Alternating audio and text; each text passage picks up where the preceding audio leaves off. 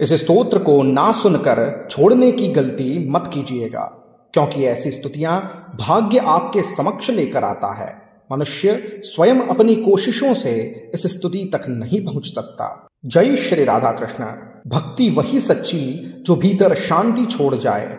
कहते हैं कुछ स्तोत्र ऐसे होते हैं जो सिर्फ सुने नहीं जाते बल्कि महसूस किए जाते हैं। एक ऐसा ही प्राचीन स्तोत्र है श्री दत्तात्रेय ध्यानम, जिसे हमारे ऋषियों ने मौन ध्यान और अंतर्मन की साधना से पाया था। इसमें न कोई दिखावा है, न कोई वचन का वाद विवाद, बस एक गहरी शिवमयी शांति जो मन को धीरे धीरे अंदर की ओर खींच लेती है। जो इसे प्रतिदिन सुनता है वह स्वयं अनुभव करता है कि जीवन की उलझनें थोड़ी कम और मन की स्थिरता थोड़ी ज्यादा हो गई है। बस इसे एक बार शांत मन से सुनो, शायद आपको वही शांति मिल जाए जिसे आप लंबे समय से खोज रहे थे। इस वीडियो को अंत तक अवश्य देखें, क्योंकि अंत में हम एक ऐसा दिव्य श्लोक बताएंगे जिसे नित्य जपने से आपके जीवन में एक अनोखी पवित्रता प्रवेश करेगी और जीवन पहले जैसा दुर्भाग्यपूर्ण नहीं बचेगा। ऐसे गुप्त और रहस्यमय स्तोत्र स्तुतियां हम आपके लिए लेकर आते रहते हैं, इसीलिए चैनल को सब्सक्राइब अवश्य कीजिएगा।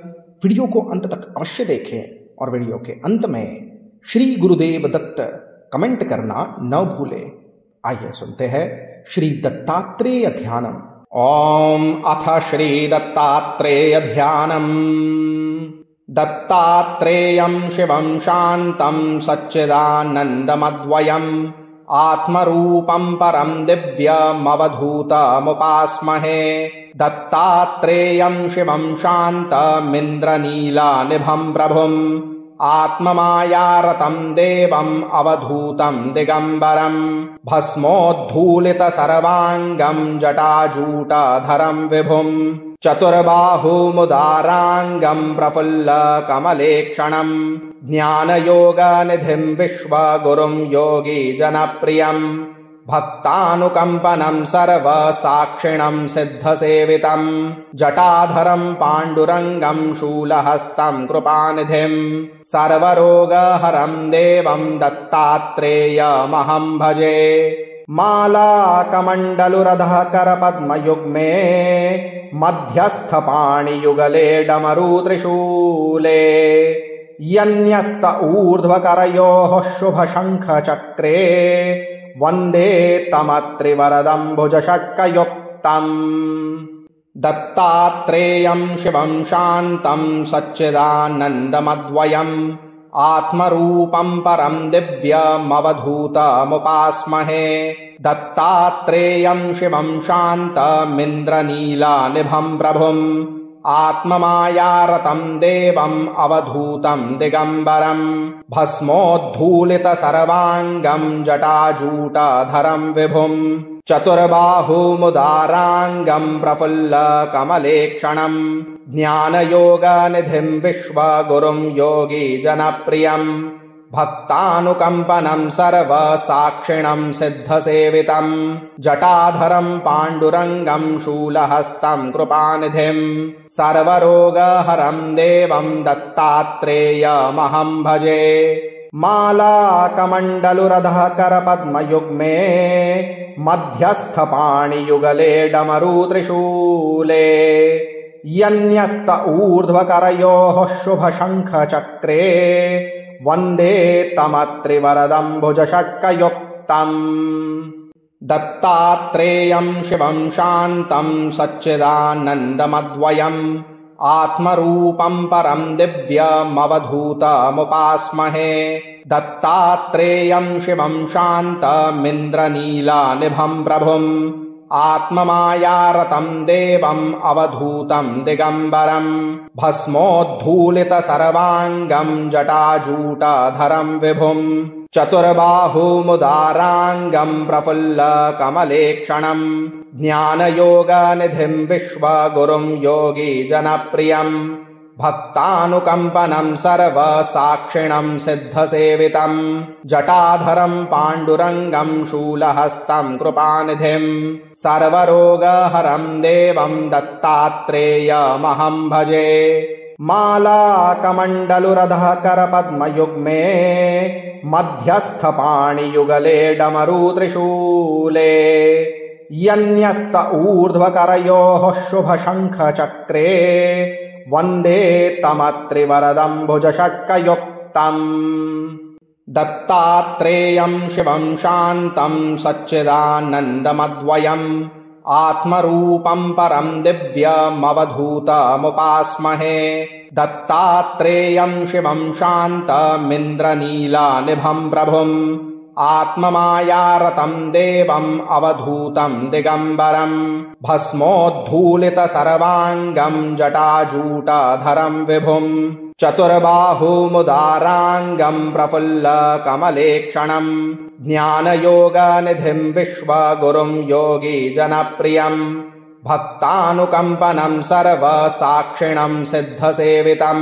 जटाधरं पाण्डुरङ्गं शूलहस्तं कृपानिधिं सर्वरोगहरं देवं दत्तात्रेयमहं भजे मालाकमण्डलुरधः करपद्मयुग्मे मध्यस्थपाणियुगले डमरुत्रिशूले यन्यस्त ऊर्ध्वकरयोः शुभशङ्खचक्रे वन्दे तमत्रिवरदं भुजषट्कयुक्तम् दत्तात्रेयं शिवं शान्तं सच्चिदानन्दमद्वयम् आत्मरूपं परं दिव्यमवधूतमुपास्महे दत्तात्रेयं शिवं शान्तमिन्द्रनीलानिभं प्रभुम् आत्ममायारतं देवम् अवधूतं दिगम्बरम् भस्मोद्धूलितसर्वाङ्गं जटाजूटधरं विभुम् चतुर्बाहुमुदाराङ्गं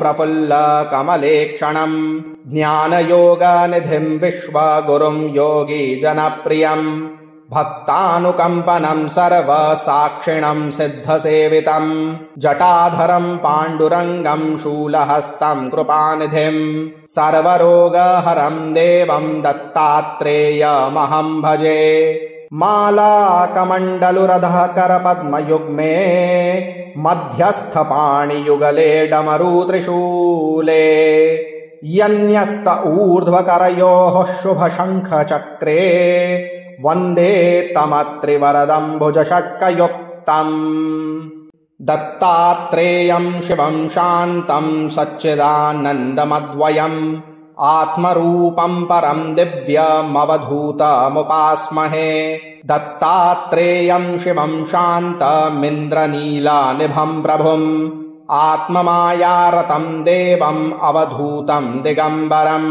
भस्मोद्धूलितसर्वाङ्गं जटाजूटधरं विभुम् चतुर्बाहुमुदाराङ्गं प्रफुल्लकमलेक्षणम् ज्ञानयोगनिधिं विश्वगुरुं योगीजनप्रियम् भक्तानुकम्पनं सर्वसाक्षिणं सिद्धसेवितं जटाधरं पाण्डुरङ्गं शूलहस्तं कृपानिधिं सर्वरोगहरं देवं दत्तात्रेयमहं भजे मालाकमण्डलुरधः करपद्मयुग्मे मध्यस्थपाणियुगले डमरुत्रिशूले यन्यस्त ऊर्ध्वकरयोः शुभशङ्खचक्रे वन्दे तमत्रिवरदं भुजषट्कयुक्तम् दत्तात्रेयं शिवं शान्तं सच्चिदानन्दमद्वयम् आत्मरूपं परं दिव्यमवधूतमुपास्महे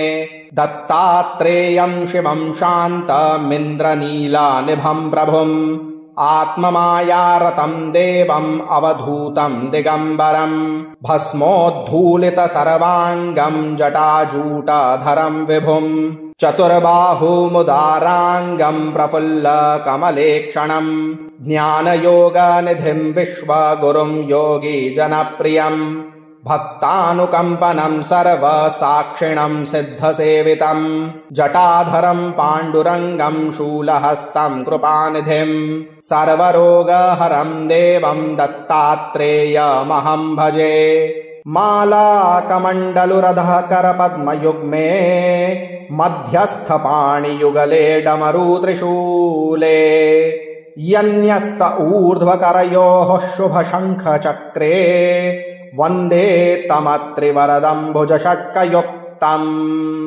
श्री दत्तात्रेय दिव्य श्लोक। जगदुत्पत्ति कर्त्रे च स्थिति संहार हेतवे भवपाश विमुक्ताय दत्तात्रेय नमोस्तुते। अर्थात जो सृष्टि की रचना, पालन और संहार तीनों के मूल कारण है तथा जीवों को संसार के बंधनों से मुक्त करते हैं, उन दत्तात्रेय भगवान को नमस्कार। इस श्लोक की नित्य 108 माला की जाए तो भगवान दत्तात्रेय अत्यंत प्रसन्न होते हैं और कलयुग के भगवान श्री दत्तात्रेय के प्रसन्न हो जाने पर क्या अप्राप्य और क्या दुर्लभ हो सकता है, इसे आज से ही प्रारंभ करें। ओम श्री दत्तात्रेय ध्यानम।